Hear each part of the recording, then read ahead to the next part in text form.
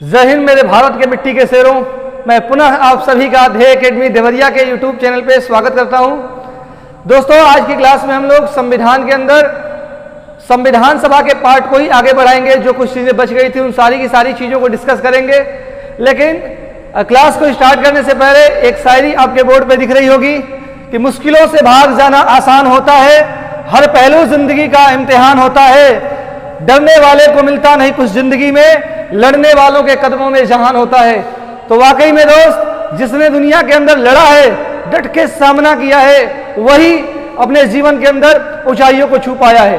तो आप भी अपने जीवन के अंदर अगर बदलाव लेकर आना चाहते हैं, सरकारी नौकरी जिसकी आप तैयारी कर रहे हैं वो पाना चाहते हैं, तो लड़ना पड़ेगा।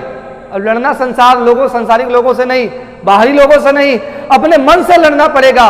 क्योंकि कहा गया कि मन के जीते जीत और मन के हारे हार। तो मन को हराना पड़ेगा, लड़ना है लेकिन अपने मन से लड़ना है। और इस तरीके की लड़ाई लड़नी है कि आप अपने मन को जीत जाएं और जीत कर जिस मंजिल को आप प्राप्त करने के लिए चले हैं वो मंजिल आपको प्राप्त हो जाए। तो आइए दोस्त, आज की क्लास की शुरुआत करते हैं। बहुत ही अच्छा लगेगा आपको। आज कुछ नए नए इंफॉर्मेशन आपको मिलेंगे। हो सकता है कि ये जानकारी आपके पास इसके पहले ना हुई, तो वीडियो को एंजॉय करेंगे। और वीडियो अगर पसंद आए तो चैनल को सब्सक्राइब और वीडियो को लाइक करना नहीं भूलेंगे। ये एक गुजारिश आप लोगों से है। तो आइए स्टार्ट करते हैं आज की क्लास। दोस्तों, पिछले क्लास के अंदर हम लोगों ने संविधान सभा के गठन, बैठकों के बारे में, उसके बाद से मैंने आपको बताया था कि किस तरीके से प्रारूप समिति काम करती है, किस तरीके से संविधान किस तारीख को लागू होता है। तो ये तमाम तरीके की सारी चीज़ों को हम लोग ने अच्छे तरीके से डिस्कस किया था। अब उसमें से कुछ महत्वपूर्ण फैक्ट्स निकल कर आते हैं। उन सारे महत्वपूर्ण फैक्ट्स को इस वीडियो के अंदर डिस्कस करेंगे। जैसे पहली चीज़ ये आती है कि संविधान सभा की कुल कितनी बैठकें हुई। तो टोटल 12 बैठकें हुई थी। टोटल 12 बैठकें हुई थी। पूछा जाए कि तो सबसे लास्ट वाली बैठक किस तारीख को हुई, तो 24 जनवरी सन 1950 को संविधान सभा की अंतिम बैठक होती है, 12वीं बैठक। और इसी दिन भारतीय संविधान के ऊपर 284 सदस्यों का हस्ताक्षर होता है। अब प्रश्न बहुत सारे लोगों के मन में ये आता है कि सर, आपने तो बताया था कि 389 सदस्य थे संविधान सभा के अंदर, तो आखिर सदस्यों की संख्या इतनी घट कैसे गई, 284 कैसे रह गई? तो इसके पीछे का रीजन है, देखिए, जब सबसे पहले मुस्लिम लीग अलग हुआ तो मुस्लिम लीग के अलग हो जाने के बाद से 389 से संख्या घट के हो गई थी 324। अब डाउट एक और आ जाता है कि सर, आपने तो बताया था कि मुस्लिम लीग के सदस्यों की संख्या 73 थी और जब 389 में से हम 73 घटाते हैं तो आ जाता है 316। आप तो कह रहे हैं कि 324 होगा। लेकिन मैं बताना चाहूंगा कि मुस्लिम लीग का बहिष्कार करने का मतलब ये नहीं था कि मुस्लिम लीग के सभी सदस्य जो है संविधान सभा से बाहर हो गए। आप देखेंगे सैयद मोहम्मद सादुल्लाह प्रारूप समिति के अंदर मुस्लिम लीग से ही थे, संविधान सभा के अंदर थे। नुसरत मोहानी, इनका अगर देखेंगे तो ये भी कि मुस्लिम लीग से थे, लेकिन फिर भी संविधान सभा के अंदर थे। तो ऐसा नहीं है कि मुस्लिम लीग अगर बहिष्कार किया तो सारे के सारे सदस्य चले गए। इसीलिए ये आंकड़ा आपको देखने को आता है 324।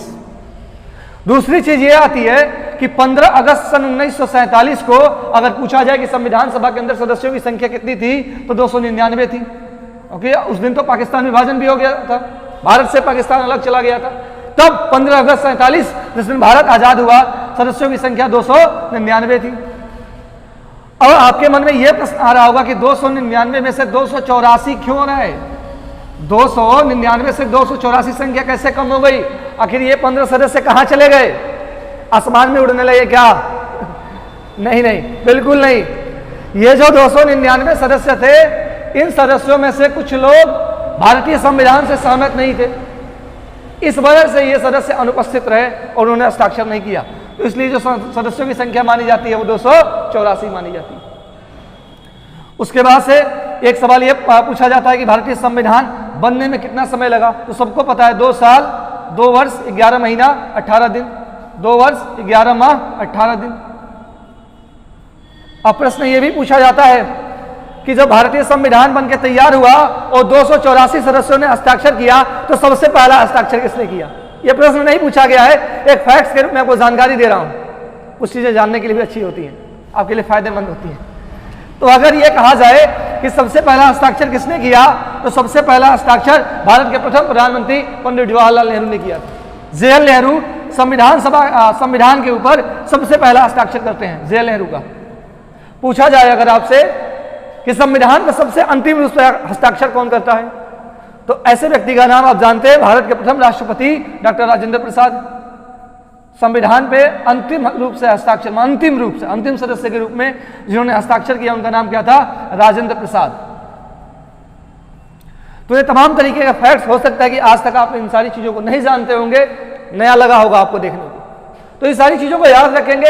हर एक चीज वही नहीं जो एग्जाम के अंदर आएगा उसको पढ़ेंगे, कुछ चीजें अपनी जानकारी के लिए भी पढ़ेंगे।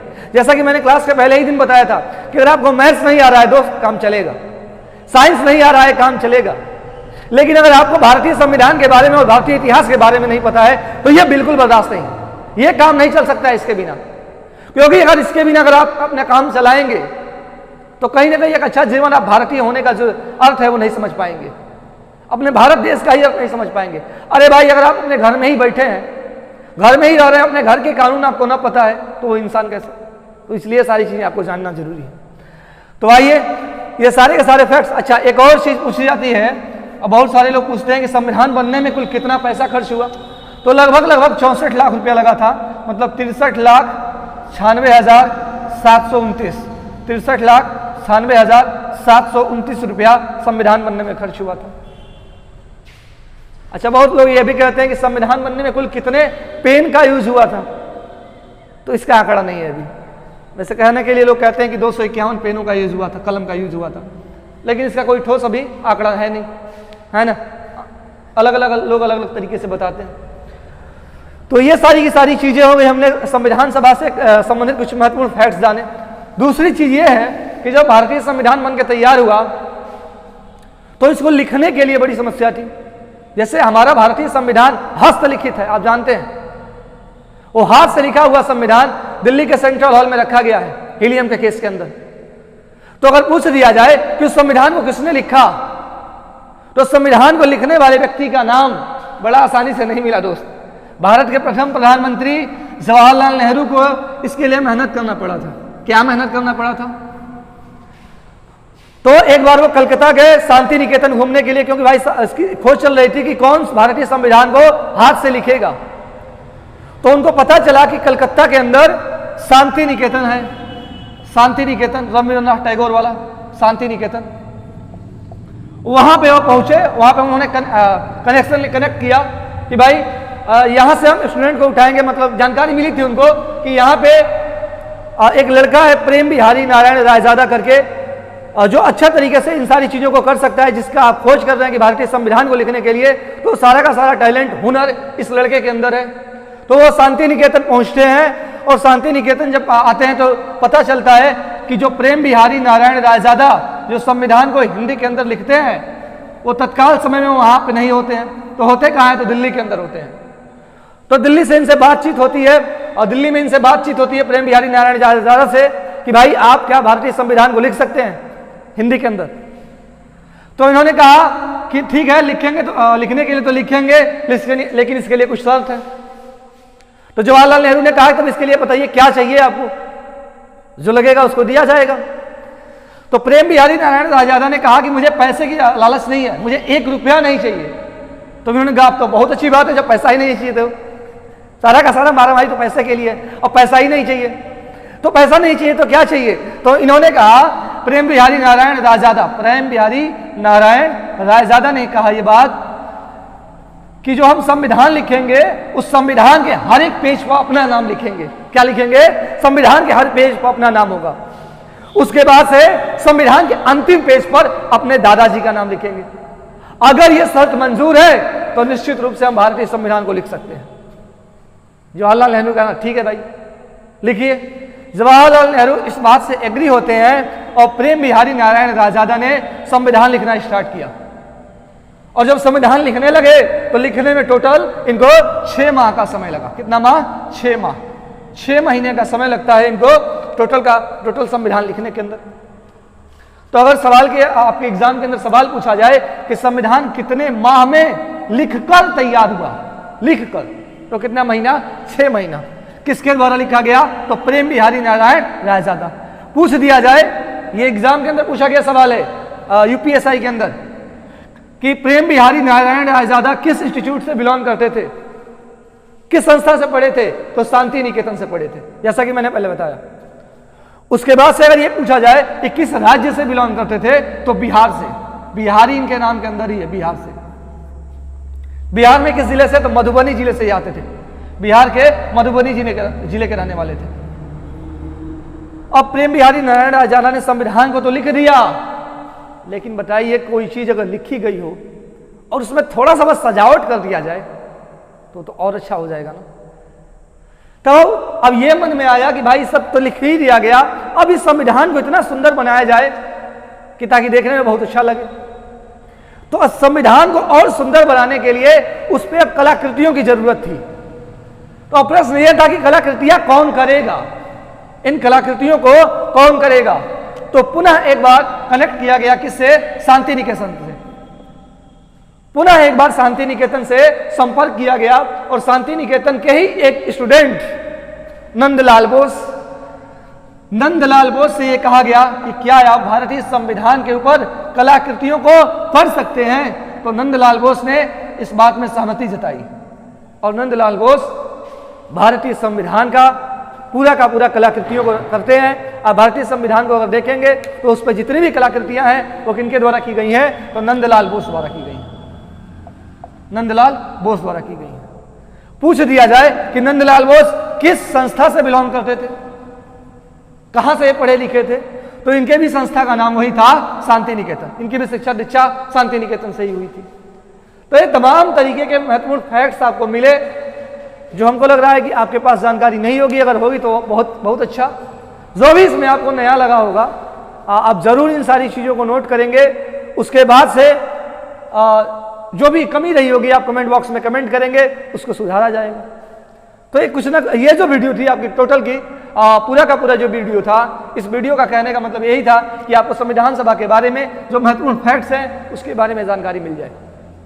अच्छा, एक फैक्ट और आता है कि जब भारतीय संविधान बन के तैयार हुआ तो शुरू में वो किस भाषा में था? तो अंग्रेजी भाषा में था। अंग्रेजी भाषा में कितने शब्द थे अंग्रेजी भाषा में संविधान के? भारतीय संविधान के अंदर भारतीय संविधान को जब लिखा गया तो अंग्रेजी भाषा में उसमें कितने शब्द थे? तो 1,17,329 1,17,329 अंग्रेजी के वर्ड आते हैं भारतीय संविधान के अंदर। अब संविधान से जुड़ने वाली हर एक चीज को मैंने डिस्कस कर दिया। हमको नहीं लगता है कि किसी प्रकार का सवाल आपसे छूटेगा जो संविधान का बेसिक आप स्ट्रक्चर पढ़ते हैं यहां तक, क्योंकि अब इसके बाद से आगे आने वाली वीडियो में हम लोग प्रस्तावना को पढ़ेंगे और प्रस्तावना को इतने अच्छे से डिस्कस किया जाएगा दोस्त कि आपको महत्व पता चलेगा कि भारतीय संविधान का इतना बड़ा महत्व है हमारी जिंदगी में। आप परिकल्पना नहीं किए होंगे कि भारतीय संविधान हमको इतना कुछ अधिकार देता है। ये तमाम तरीके की सरकारें जो आप देखते हैं अलग अलग तरीके से लोक कल्याणकारी योजनाएं चलाती हैं, इन योजनाओं को चलाने के पीछे का रीजन क्या है दोस्त? कोई सरकार चाहती नहीं है योजना चलाना, प्रेशर है इनके ऊपर। भारतीय संविधान इनको यह निर्देश दिया है कि भाई आपको काम करना पड़ेगा। तो संविधान जब हमको निर्देश दिया है, सारी सरकारों को निर्देश दिया है, इस वजह से ये काम करते हैं लोग। अब प्रस्तावना को जब हम लोग पढ़ेंगे तो एक एक करके हर एक चीज को इतनी बारीकी से बताएंगे कि आपका सारे के सारे दिमाग के नसें खुल जाएंगी और आपको पता चलेगा कि हाँ वाकई में समाज के अंदर क्या हो रहा है और क्या होना चाहिए। तो उस हर एक चीज की जानकारी से अगर आप अपडेट रहना चाहते हैं तो वीडियो को तो अगली वीडियो पक्का देखनी पड़ेगी आपको। तो आप भूलेंगे नहीं, अगली वीडियो को जरूर देखेंगे आप, और इस वीडियो को तो देखना ही है शुरू से लेकर के लास्ट तक। सबसे पहले आप इस वीडियो को देखेंगे, उसके बाद से मैं अगली वीडियो जब आपके साथ लेकर आऊंगा तो उसमें आप अनसुलझे रहस्य प्रस्तावना के आप देखेंगे। और दबा के शेयर करना है दोस्त। एक आग जिस तरीके से फैलती है उसी आग की तरह यह वीडियो जाना चाहिए, रुकना नहीं चाहिए, है ना, क्योंकि आप ही इस देश के कर्णधार हैं। इसलिए मैं बार बार कहता हूं, हे मेरे भारत देश के मिट्टी के शेर हो, वाकई में आप लोग शेर हैं। तो आइए आज की क्लास को यहीं तक रखते हैं। बाकी अगर ये वीडियो आपको पसंद आई हो तो चैनल को सब्सक्राइब और वीडियो को लाइक करना नहीं भूलेंगे। जय हिंद, जय भारत।